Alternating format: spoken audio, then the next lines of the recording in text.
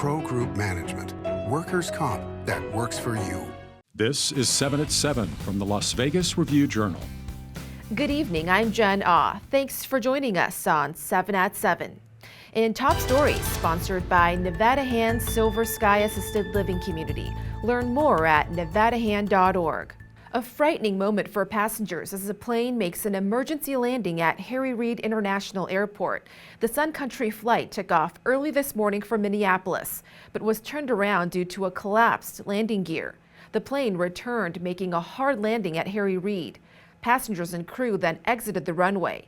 As you can see, the plane was towed off this afternoon. Sun Country's CEO says the company will, quote, fully investigate this incident to understand what happened. Thankfully, no injuries were reported. Here in Clark County, did you know selling drugs can lead to murder charges? Here are 7 people who face those exact charges after selling drugs to someone who later died. Review-Journal's James Schaefer has one father's heartbreaking story. This is going to kill you in an instant and not give you any chance. Lee Gugino remembered his daughter Mia, a victim of a fatal overdose of pills containing fentanyl, a synthetic opioid that has driven a dramatic increase in fatal overdoses. Lee's message is joining with the voices of prosecutors trying cases dealing with overdose deaths, including that of Clark County District Attorney Steve Wolfson. We want those folks to know that if somebody dies as a result of your motive to make a profit, to sell drugs, we're going to take it seriously, and you're going to go to prison. But for the parents left behind, like Lee Gugino, he is sharing a lasting message. I wish I could have just told her she is everything to this family. For the Las Vegas Review-Journal, I'm James Schaefer. Now to an update on the fatal crash near a middle school involving a juvenile who police say was high on drugs. CCSD police reportedly tried to stop a minivan for suspicion of narcotics near Sierra Vista High yesterday. Police say the van sped off and later blew through a red light near Canarelli Middle School, crashing into a car, killing 23-year-old Jeffrey Michael Gonzalez. The unnamed juvenile faces charges of DUI and reckless driving, resulting in death. In business, sponsored by Bank of Nevada, Bank on Accountability. The heavily delayed Fountain Blue project is showing another sign of progress. A crane landing on the building still under construction after 15 years. If all goes as planned, the 67-story resort should finally be open by the end of next year. Plus, 3 Las Vegas casino operators make it onto a prestigious list. Fortune magazine's list of the world's most admired companies. Las Vegas Sands, MGM Resorts, and Wynn Resorts are listed 4th, 5th, and 6th in the hotels, casinos, and resorts category. These rankings are based on a poll of 3,700 executives, directors, and analysts. The Review-Journal is owned by the family of Dr. Miriam Adelson, majority shareholder of Las Vegas Sands. In health, did you lose a copy of your vaccine card? Well, now you can access it online. Nevada Health Response says residents in Nevada can find their COVID vaccination records by downloading a Smart Health QR code at izrecord.nv.gov. In weather, sponsored by Star Nursery, your garden's partner for every blooming thing. Happy Friday. We're looking at another day of sweater weather. Cool and clear night with temps in the 40s, set to sink into the 30s.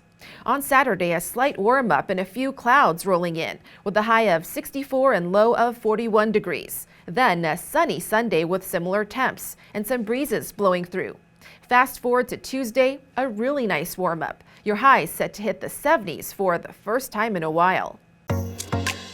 In entertainment, sponsored by DiscoverNevada.com, brought to you by Travel Nevada. When will Adele reschedule her Las Vegas residency? Review-Journal's John Katsamidas has more on a rock legend filling up her possible spots. Van Morrison has rescheduled his appearances at the Coliseum at Caesar's Palace to October 7th, 8th, and 9th. They were originally scheduled for February. This has an effect on planning for the weekends with Adele residency. The more dates that are booked up in the second half of this year at the Coliseum, the less likely it is that Adele will return at all. Keep watching the bookings if you want to read on when and whether Adele will return. Sports, brought to you by Station Casinos, STN Sports. Download the app today. The Las Vegas Lights announced Enrique Duran as the club's head coach for the 2022 season, as well as a one-year extension to its affiliate agreement with MLS franchise LAFC. And the East-West Shrine Bowl game took place for the first time at Allegiant Stadium Thursday night, with the West team winning 25-24. Despite being on the losing team, Brown quarterback E.J. Perry won the game's Offensive MVP award. Sports betting, sponsored by Las Vegas Paiute Tribal Smoke and Cigar Shop. Houston furniture store owner Jim Mattress Mac Mackingvale placed a $4,534,000 wager to win $7,707,800 at Caesars Sportsbook on the Cincinnati Bengals over the Los Angeles Rams on the plus 170 money line. The Sportsbook is billing the bet as the single biggest mobile wager of all time. He won $1 million on a $1.1 million straight bet when the Bengals beat the Titans 19-16 as a 3.5-point underdog.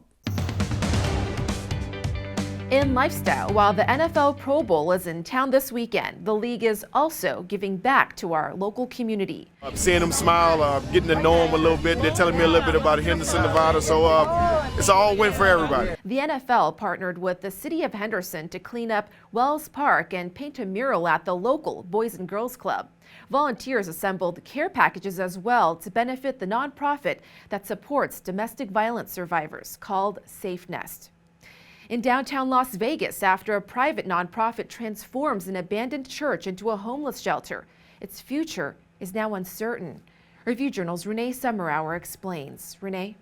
That's right, Jen. And the city of Las Vegas, which launched the Courtyard Homeless Resource Center 3 years after Care Complex opened, seeks to broaden its social services by constructing a nearby health and wellness center. And to do so, the city officials say they need the nonprofit's land. Nonetheless, last year alone, Care Complex helped more than 3,000 people and provided even more with other necessities such as clothing, toiletries, and computer access.